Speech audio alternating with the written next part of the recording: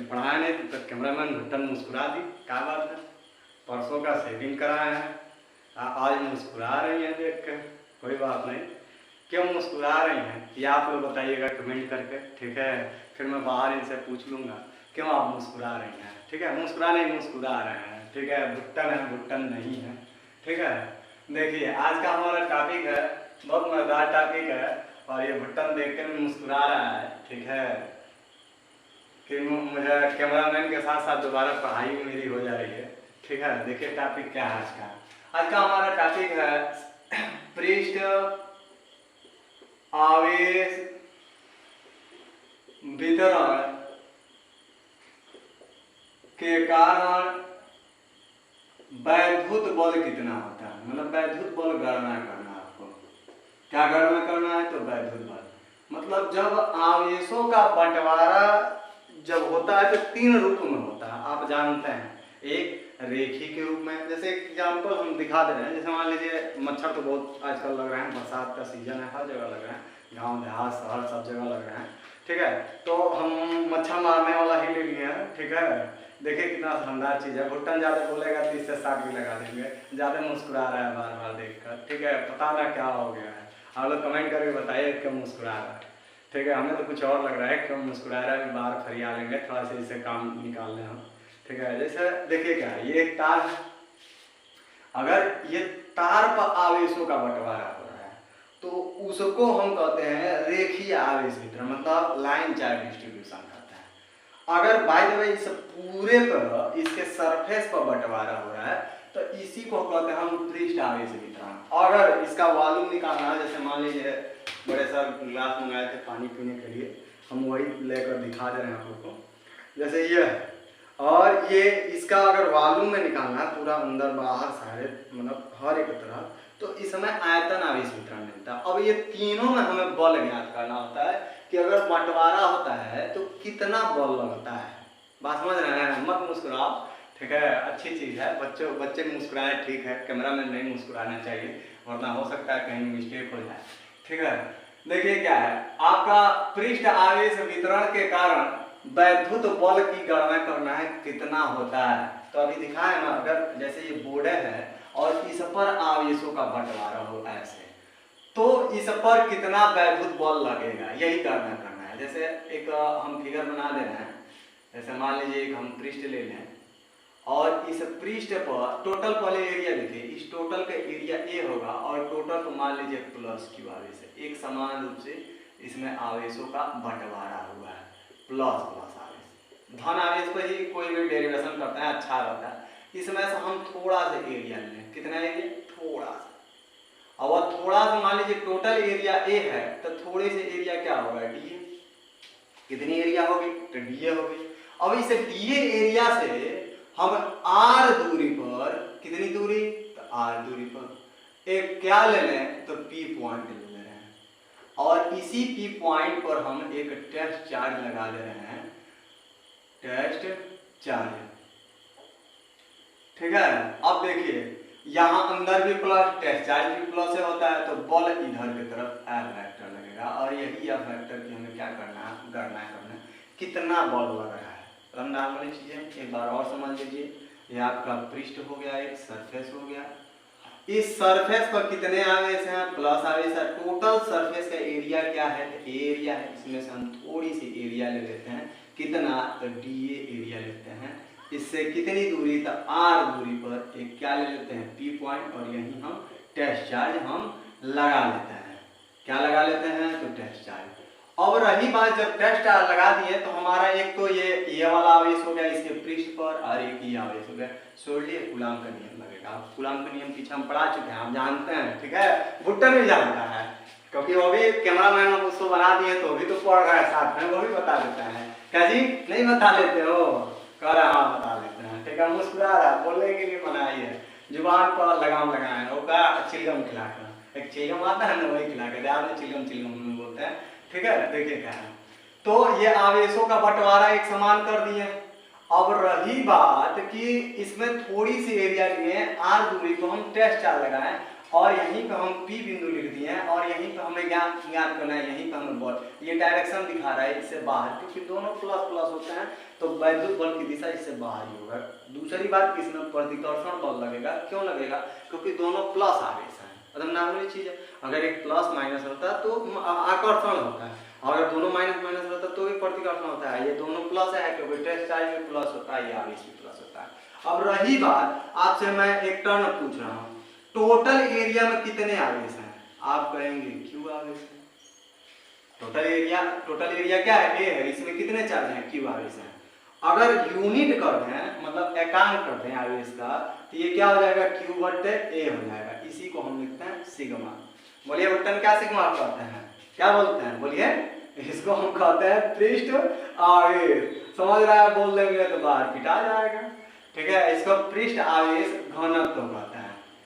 ठीक है, इसको कहते हैं पृष्ठ आवेश घनत्व, सरफेस चार्ज डेंसिटी। इंग्लिश में मन कर तो लिख लीजिएगा सरफेस चार्ज डेंसिटी। इसकी डिफिनेशन भी होती है। डिफिनेशन मुश्किल से 30 सेकंड लगेगा। आपका 3 चैप्टर ये छोड़ता नहीं है, पहला चैप्टर, दूसरा चैप्टर और तीसरा चैप्टर में तीनों जगह एक एक नंबर का छोटा क्वेश्चन जोड़ कर लाइन कर देता है। ठीक है, तो उसमें ये आता है पृष्ठ आवेश घनत्व तो किसे कहता है? एकदम सिंपल सा है। जैसे आप टोटल एरिया में कितने आवेश लिए? क्यू। एकांक आवेश किए तो क्या होगा? क्यू बटे ए, क्योंकि एक कब होगा? मान लीजिए यहाँ गुणज में एक है, इसको भेजते हैं तो डिवाइड हो जाता है, तो यहाँ एकांक हो गया।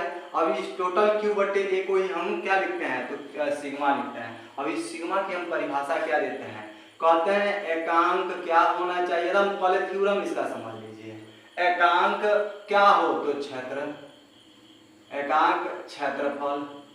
इस एकांक क्षेत्रफल में आपको क्या देखना है? कुल और क्या? आवेशों की मात्रा, मतलब टोटल आवेश कितने होते हैं। बटन में बता दे रहा है, देखो मुस्कुरा रहा है, समझ रहा है, बाहर कुछ आ जाएंगे, चलिए बोलेगा।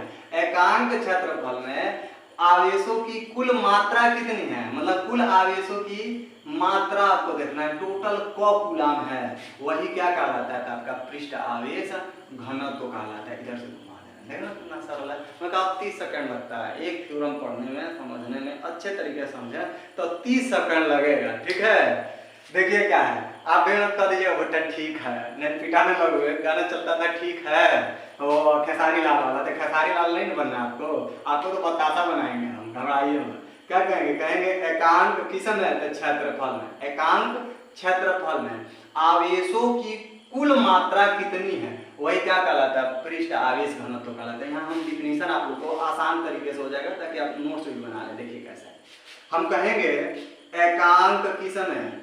एकांक क्षेत्रफल में। एकांक किसमें बाबू? तो क्षेत्रफल में। आवेशों की कुल क्या हो? तो मात्रा, मतलब एकांक क्षेत्रफल में आवेशों की कुल मात्रा क्या कहलाती है? तो पृष्ठ आवेश घनत्व कहलाती है। एकदम सिंपल से देखो ना, अभी समझाए आप लोग को, एकदम भुट्टम समझ रहा है तो आप लोग नहीं समझ रहे होंगे, हमें उम्मीद है कि आप लोग नहीं समझ रहे होंगे। देखिए क्या है, कहेंगे एकांक क्षेत्रफल हो और क्षेत्रफल में क्या? आवेशों की क्या देखना है? तो मात्रा देखना है, कुल कितनी मात्रा, वही क्या कहलाता है? तो पृष्ठ आवेश घनत्व कहलाता है। अब रही बात कि मान लीजिए हम थोड़ा सा अगर एरिया लें तो उसमें थोड़ी सी चार्ज मिलेगा, और ये थोड़ी सी एरिया में थोड़ा चार्ज ही पृष्ठ आवेश घनत्व सिग्मा करेगा। ऐसे लिखिए चाहे ऐसे लिखिए। अब यहाँ से अगर हम dq निकालते हैं तो हमारा सिग्मा इंटू क्या होगा? सिग्मा इंटू डी होगा। ये थोड़ी सी आवेश, थोड़ा सा आवेश है, स्मॉल चार्ज है, मन कर तो आप अल्प आवेश भी लिख सकते हो। हम सिंपल से लिखे हैं कि नहीं लिखे हैं? देखिए क्या है, मुट्टन देखिए हम मुस्कुरा हंस भी रहा है। ठीक है, दोबारा पढ़ा ले रहे हैं उसको। ठीक है, और समझ रहा है कुछ और बात। अब देखिए इस थोड़े से आवेश के कारण बल कितना लगेगा? कूलाम का नियम लगेगा। क्यों लगेगा? क्योंकि एक यहाँ पे चार्ज मिल रहा है, एक यहाँ पे। दो आवेश जब भी रहते हैं तो दो आवेशों के बीच कौन सा बल लगता है? तो वैद्युत बल लगता है। ये वैद्युत बल की गणना हम किससे करते हैं? तो कूलाम के नियम से करते हैं। तो हम लिखेंगे इस अल्प क्या? तो वैद्युत आवेश के कारण क्या देखना है? तो वैद्युत बल। वैद्युत बल किस नियम से? कूलाम के नियम से। कूलाम के नियम से। तो ये बताइए, थोड़ा से आवेश है तो थोड़ा ही से तो बल मिलेगा। अब बल का आप सूत्र जानते हैं, F इक्वल टू क्या होता है, तो 1/4 पाई एप्सिलॉन 0 Q1 Q2 बटे R स्क्वायर होता है। और अगर वेक्टर लिखते हैं तो यहाँ हम R कह के जोड़ देते हैं। ये वेक्टर क्या है, इसका सदिश रूप दिखा रहा है, और ये क्या है, इसकी दिशा दिखा रहा है। तो ये सदिश फॉर्म हो जाता है। और रही बात, तो ये हम लिख दिए कि इस मतलब है जो थोड़ा से आवेश निकाले हो, इस थोड़े से आवेश के कारण कितना बल निकलेगा, ये कौन सा नियम लगाएंगे, तो हम कूलाम का नियम लगाएंगे। और कूलाम के नियम से थोड़ा से आवेश के कारण थोड़ा ही बल मिलेगा, तो DF वेक्टर लिखेंगे। अभी बताया फार्मूला क्या होता है, नहीं भी मालूम होगा तो पीछे वाले वीडियो देख लीजिएगा, या पीछे पन्ना उलट के देख लीजिए। आपका होता है 1/4 पाई एप्सिलॉन 0 Q1, तो Q1 एक आपका Q होगा या Q0 होगा, सॉरी Q0 होगा, और Q2 आपका क्या होगा, था टोटल आवेश है, थोड़ा सा आवेश होगा, आपका क्या लिखेंगे, DQ। अब बीच की दूरी क्या है, तो आपका टोटल इसके बीच की दूरी R है, तो R का स्क्वायर और R का जोड़ देते हैं। ये दिशा बता रहा है, ये अल्प बल है, मतलब स्मॉल फोर्स है, अल्प वैद्युत बल है, थोड़ा सा आवेश में थोड़ा सा वैद्युत बल है।